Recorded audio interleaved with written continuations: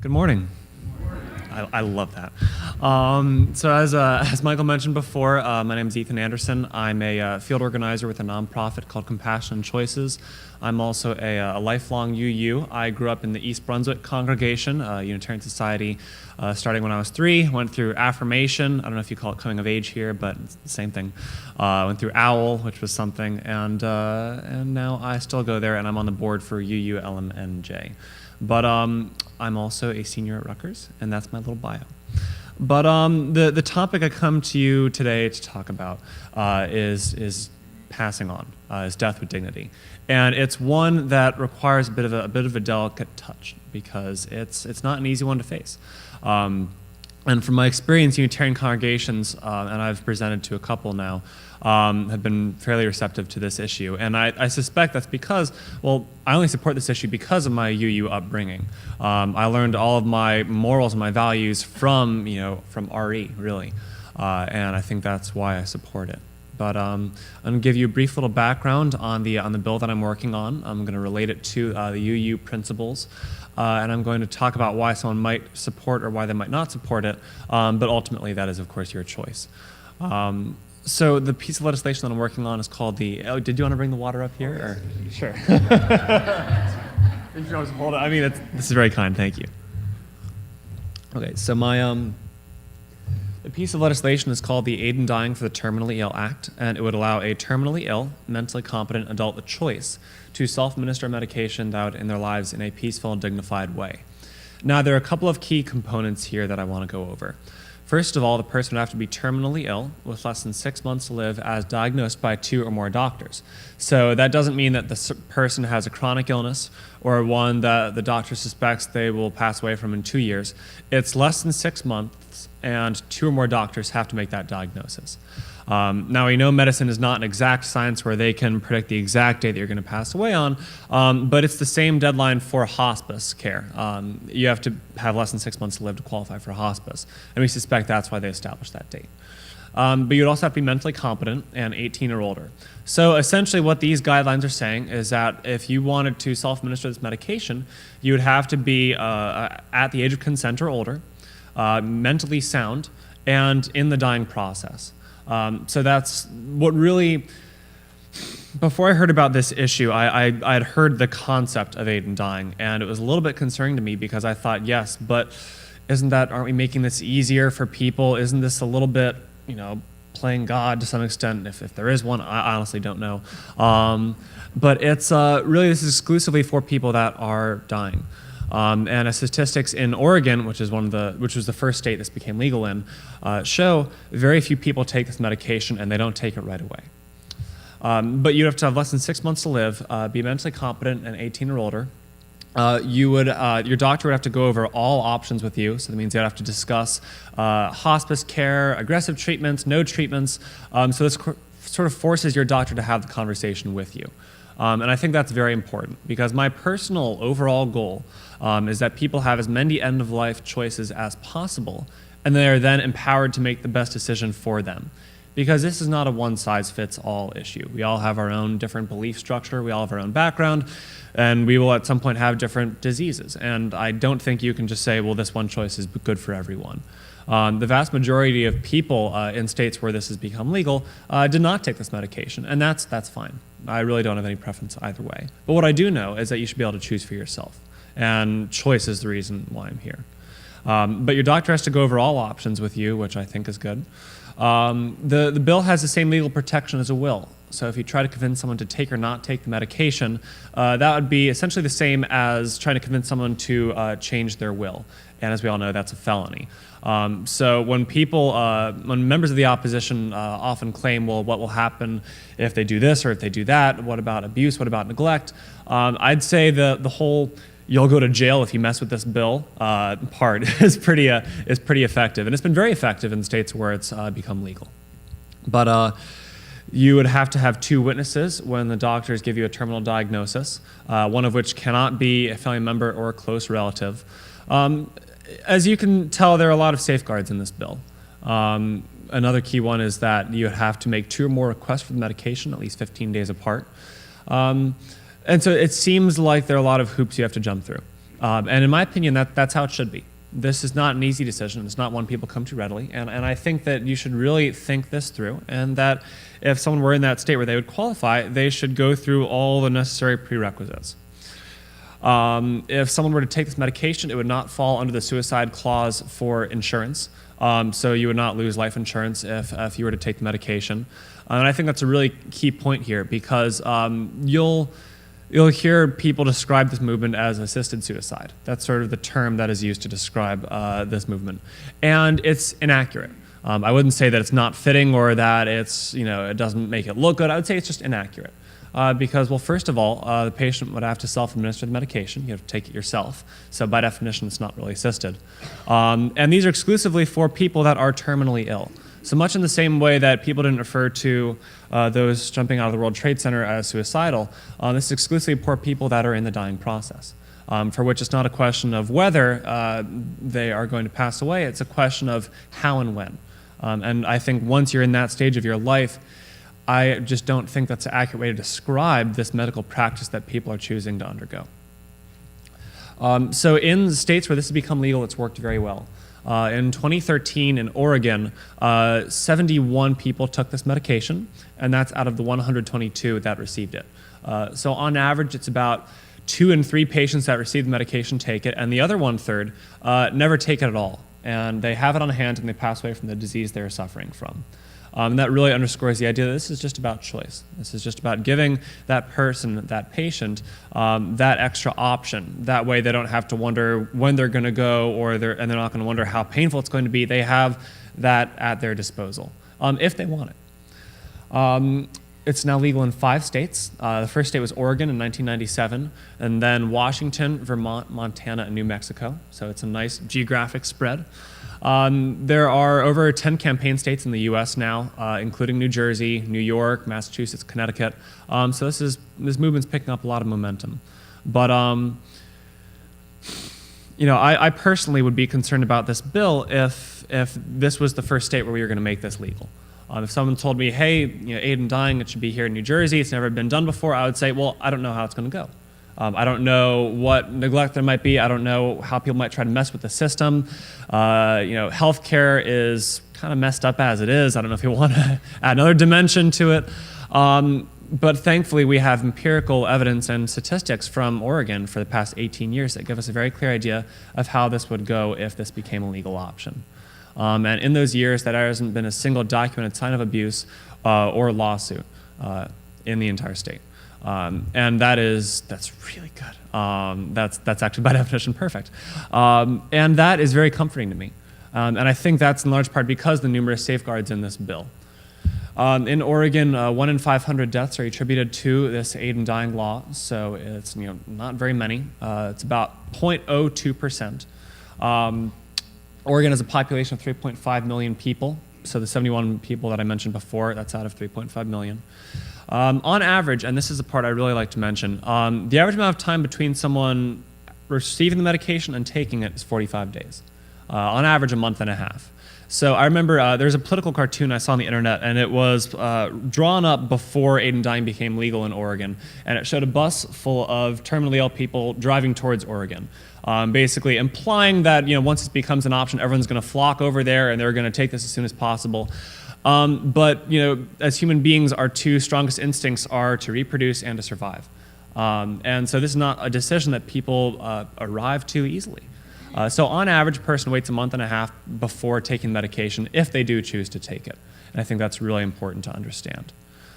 Something I like to say is that these are not people that want to die. They're people that would prefer to live, but no longer have the option to do so. For which the terminal disease, this terminal diagnosis, is really the only thing that qualifies them to take this medication in the first place. And in the state of Oregon, if you choose to self-administer the medication, the cause of death listed on your death certificate is the disease you're suffering from, because again, that's really what was killing you. It wasn't the medication, and you can't take it if you're not terminally ill with less than 6 months to live. In Oregon, I believe it's 97% of people that take this medication pass away at home, which is worth noting. 95% were already on hospice, so that's 19 and 20 people that took this medication were already on palliative care. And something I hear from the opposition a lot is, well, what about palliative care? What about hospice? What about improving pain-relieving methods? And my response to that would be, yes, we should keep doing that. And we're not going to stop if this becomes an option. Having improved quality of care and expanded options, these two things are not mutually exclusive. And in fact, they often go hand in hand. Oregon is on the leading edge of palliative care in the US. And I think that's because when we start to talk about options and have these discussions, I think the quality of care at the end of life goes up as well, because we're putting an emphasis on what quality of care really means. I have heard members of the opposition also claim that the Hippocratic Oath renders doctors unable to write a script for this medication, because the Hippocratic Oath, its core message is first do no harm. My personal viewpoint is that first do no harm is different for every patient. And for some patients, that harm would be saying, no, you have to do this the way your body decides it, not you, the person, decides it. And I think that's going to vary greatly from person to person, and that's why I think this should exist mainly as a choice. My grandmother actually passed away yesterday, my mother's mother. She had heart problems, and she contracted MRSA in the hospital a couple of months ago. And she was very agitated yesterday morning, and she was unconscious for most of the day, and she passed away in her sleep. This is not an easy issue. And it's one that I think really warrants discussion. And I think it's something we should talk about.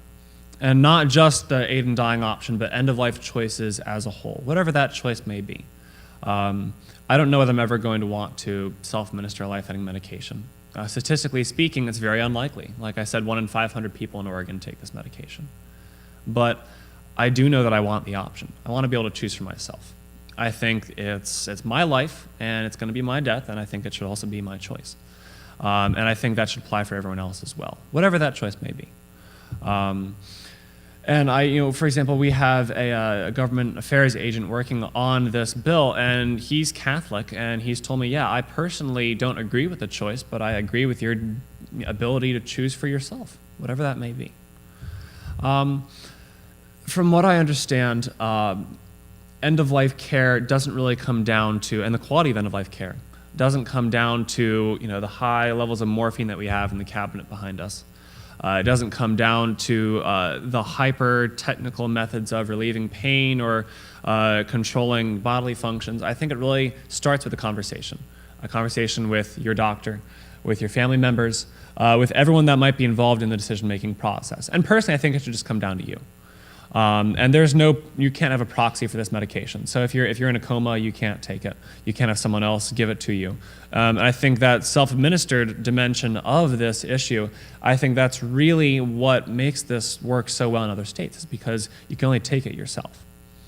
But I think talking to your doctor, talking to a family member, this is crucial. I've recommended to many people that are vehemently opposed to this legislation, and I've told them that's fine, but you should probably get an advance directive. You should probably get a living will. You should probably talk to your doctor about it. Because your advance directive, if you want, it can say, I want every single thing done possible to extend my life and live as long as possible. And that's fine. It's your call. At least that's how it should be. So I think I've given a pretty fair overview of the bill itself and what it would do. We're expecting a full Senate vote sometime probably this May or June. It passed through the Assembly Health Committee earlier in 2014. I think that vote was 7-2. It passed through the full Assembly 41-31 about 4 months ago. We had 4 Republicans that voted in support of the bill, so this really is not a partisan issue. Members of both political parties are humans, and members of both political parties have lost family members. So this is not a Democrat-Republican thing. And this is also not a religious thing. For example, I don't think of Unitarian Universalism so much as a religion with a strict dogma and creed, but it certainly is one based on spirituality, much like other religious gatherings. And I've spoken to United Church of Christ congregations, for example, about this issue. And what I've heard people say is, yes, well, I believe in God, but I believe my God is a compassionate God and one that gave me free will. At least that's what I've heard from theists on this issue. I think in terms of Unitarian Universalism, this fits right in line with our 7 principles, especially the second one, which is justice, equity, and compassion in all human relations. Did I get that right? I did, thank you. I memorized that before Unitarian presentation like 6 months ago, so I'm glad I still had that. But I mean, that's why I support this issue. I believe in justice and equity, everyone having the same options, and dealing with each other in a compassionate way. And I think part of that compassion, part of that respect we should have towards other people is allowing others to make the best choice for themselves, whatever that may be. Like I said, full Senate vote this May. Governor Christie is almost certainly going to veto it. He's been taking a stronger pro-life stance lately, so that it's unlikely, but it's still possible. Majority of New Jerseyans support this issue.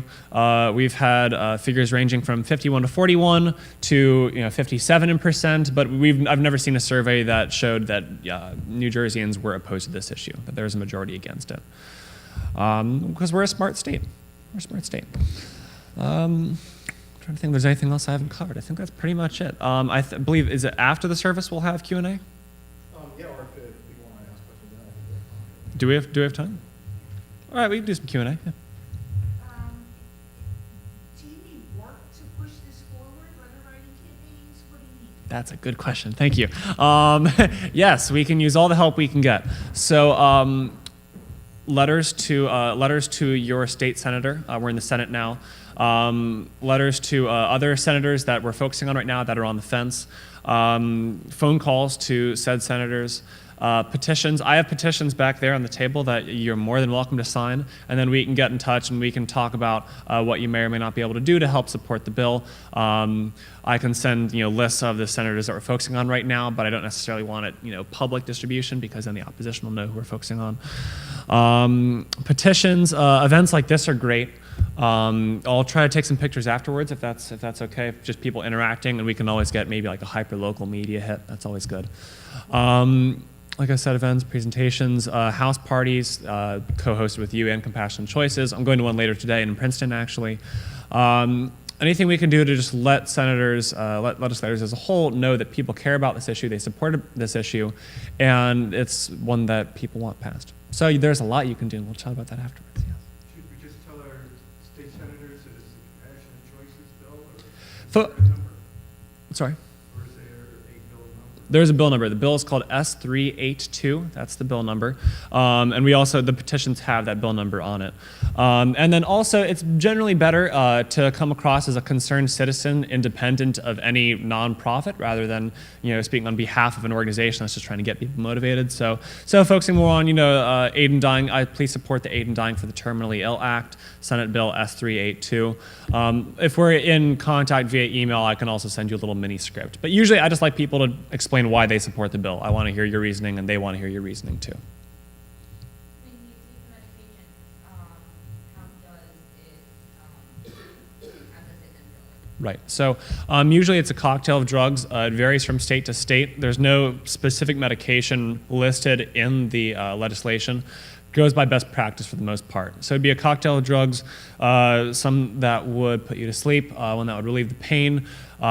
It would essentially what would happen is you have these pills, and the most common method of administration is that someone would open up the pills and there'd be powder inside, and they would open the pills up. So you would have powder at the bottom of a glass. You pour in a liquid and you stir it around until it's all dissolved in the drink. It could be water, it could be Gatorade, it could be beer, whatever you want it to be. And the person would self-administer the medication. They would drink it, probably drink it in less than 90 seconds if possible. And within 5 minutes, the person would fall asleep, pass into a coma, and die. And Brittany Maynard passed away about half an hour after she took the medication. She was asleep within 5 minutes. Her husband, Dan Diaz, noted that it was very peaceful passing. Maybe not all of you know Brittany Maynard, but she was a woman living in California. Brittany was 29, had just gotten married, and she was given a terminal diagnosis of brain cancer. And so she moved to Oregon after doing some research. She went through all the hoops. She established residency, which is something you need to do in states where it's legal.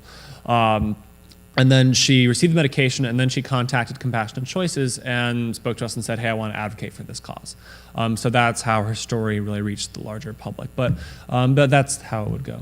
And once a person knows that they're terminally ill, Mm-hmm. how long does the process take to be qualified for this? Well, that depends. I mean, you have to wait the 15 days. There's no exact, once you have the diagnosis, then you're going to get the medication, because you have to have the discussion with your doctor. You have to have the 2 witnesses.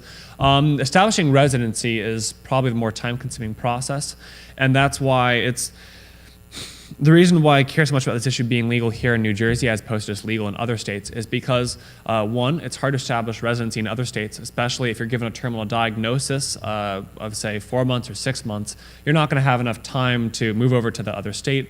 Also, it's expensive, and you shouldn't have to. But that's really the key issue. So I suspect it would take months to establish residency. Yeah, so definitely let's work on getting this here. Any other questions?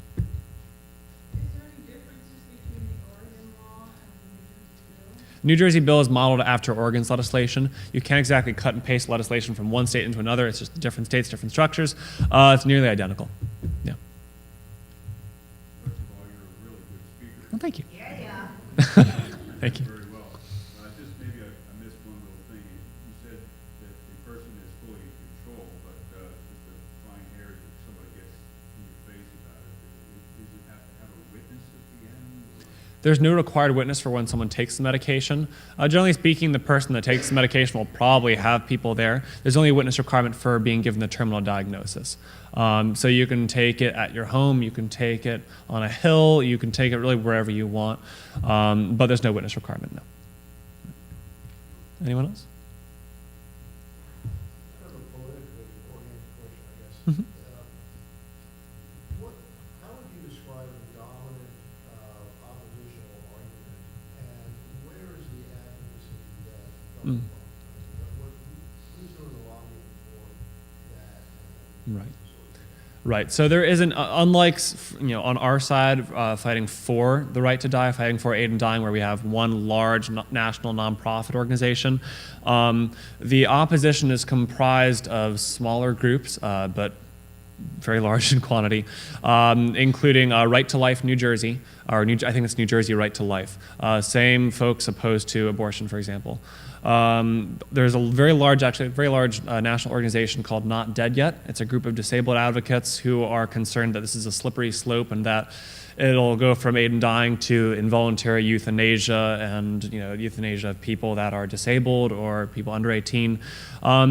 I hear the slippery slope argument very often, and that's the one that says, well, wait, if we make this an option, then this is going to happen. And I have 2 responses to that. One, it's been legal in Oregon for 18 years, and that legislation, that law has not changed at all in those 18 years. And number 2, slippery slope is a bit of a logical fallacy. You can apply that to really any bill or law that calls for a change. It's sort of like when people were saying, well, if gay people can marry, then John will be able to marry a chandelier, and that's not okay. So it's just absurd, and there's no reason for it, and it's fear-mongering at best. So I hear slippery slope. The religious argument is saying that we're playing God and that we're getting in God's way. My personal stance, using that logic, all of medicine is getting in God's way. The argument, I've heard the argument that there's abuse and neglect, and of course you can look at the bill itself for its many, many safeguards for that. The idea that we will not emphasize improving palliative care and hospice as much if this is an option, or that what does this say about our society? Because the top 3 reasons for people taking this medication are loss of dignity, loss of autonomy, and pain. Pain was 3rd when we asked people that took the medication why they took it. And so members of the opposition will look at that and say, yeah, well, we should focus on improving our culture so that the top 2 reasons are not really an issue for people. And I look at that. I look at those top 3 reasons and I say, see, all the morphine in the world is not going to give you your dignity and autonomy back. And there are, of course, people that don't have autonomy and that are perfectly happy the way they are, and that's perfectly fine. My only stance is that for some people, that lifestyle is not one they want to continue living with. But again, the people that had any of those reasons also were terminally ill in the dying process, which is important to keep in mind. So there are a lot of arguments against it. None are particularly logical. That's really my answer. Yeah. I was wondering if that dignity also advocates for physician-assisted suicide, because from what I'm hearing from the bill, it sounds like someone would be physically differently able, but so much like option that will spend their life wouldn't be able to move forward because they might not be able to administer the medication. Right. So we compassionate choice is only. It's a little tricky because you hear the phrase "death with dignity" and "aid in dying" and "right to die," and like it's very confusing. It all means the same thing. But compassionate choices is the nonprofit, and we only advocate for the practice of aid in dying or death with dignity. Physician-assisted suicide is not one that we advocate for or endorse or work towards. So yes, you would have to be mentally competent and physically able to self-administer the medication yourself, and that's. Truthfully, there are some people that are going to be left out of this bill, and it's unfortunate, but that's the only way we can A, get it passed, and B, make sure there are no lawsuits or documented signs of abuse or neglect.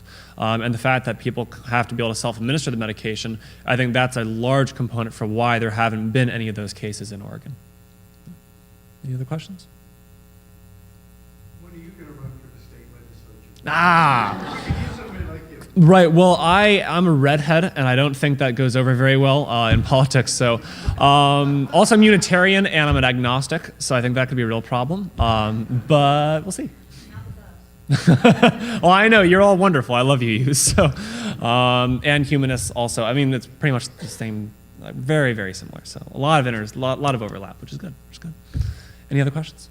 Oh, so and then afterwards, I have petitions on the back table, and I also have a box full of packets. I think that's right over there. And you have magazines with Patrick Stewart on the cover, Captain Picard from Star Trek, as hopefully most of you know. If you don't, go watch Star Trek. And then there are pamphlets on advanced directives, end-of-life consultation. All our services are free, so even if you think death with dignity is a horrible thing that should never be participated in, you can still call our 1-800 number and get advice on filling out your advanced directive, or living will, other end-of-life forms, things like that. I forgot to ask this question. What is the timeline for the bill being passed? Once Christie leaves office. Yeah, that's pretty much it. So, yeah, it's, it could, not soon enough. So in regards to this bill, this is not a political issue, just in regards to this bill, once he leaves office, then we'll have this in the state, because the lieutenant governor, in terms of who the next governor will be, the person signing this bill into law would either be Senate President Stephen Sweeney, who's probably going to be the next governor, if I had to guess, or the person signing the bill into law would be the current lieutenant governor, who is in support of aid in dying. If I'd guess, 1 to 2 years. Maybe 2 years, give or take a year. So like 1 to 3, that general timeline. But we have to keep our momentum up. We want to establish a volunteer base and retain the current volunteers that we have. And really, we can have some nice fancy men in suits at the state capitol lobbying, and we can have all these fancy media hits, but really what it comes down to are having constituents there when we're at the state capitol, having people phone in, having people write letters, because you're all votes. And even if you don't live in a certain senator's district, still being in New Jersey and making a phone call, it's essentially the same impact as if you do live in their district, because they don't always necessarily ask, for example, on the phone where you live. They'll just say, all right, just leave us your name and your stamp on the bill. So anyone calling in is great. So we'll talk about that afterwards. Yeah. Can you speak to the importance of having a living will or an advanced directive? Yes. With any Specific specific examples? examples. I'm not an end-of-life consultant, so let me just start with that. I'm also not a doctor. But the more known your wishes can be at the end of life, the better. Because your family members might be opposed to your end-of-life wishes. Your doctor might be opposed to your end-of-life wishes. Your family members and doctor might be in favor of your end-of-life wishes, but then change once you actually become terminally ill. The end of life can get really messy in terms of your relationships with your family and with your doctor, with your healthcare provider. The more concrete your wishes and your preferences are, the harder it's going to be for other people to, for lack of a better term, mess with them. So DNRs, advanced directives, these are essentially ways of stating, this is what I want to have happen, this is what I don't want to have happen. And we at Compassion Choices have a number of resources that you can use to help establish what your preferences are, what your priorities, figuring out what kind of care do you want, if any, at the end of life. One good example would be Barbara Mancini. She was a woman who was featured on CBS's 60 Minutes. She was a Pennsylvania nurse, and her father was dying. and she handed him a bottle of morphine, which he asked for. He then self-administered the morphine with the intent of ending his own life. Barbara was then charged with manslaughter, and she was facing up to 10 years in prison, federal prison. Barbara is now free of all her legal charges. But she went through a full year without any income from work because she had to be dealing with this awful process. Her father passed away, I think, 2 days after that incident, and she was not able to successfully grieve for him. When we talk about the aid in dying option, it's not just for the people that are terminally ill, it's for their loved ones. It's for their doctor. This bill safeguards any physician or healthcare provider that participates as well. And I think that's another important thing to keep in mind. But this is, whatever your choices may be, make sure they're known. And if you have a family member who thinks, no, I'm not crazy about that, talk to them about it, because sometimes them just being aware of your choice isn't enough. And if your doctor is not in line with your end-of-life decision-making and your choices, maybe find a new doctor. Just an idea. Does that help? Okay. Any other questions? All right. Thank you very much.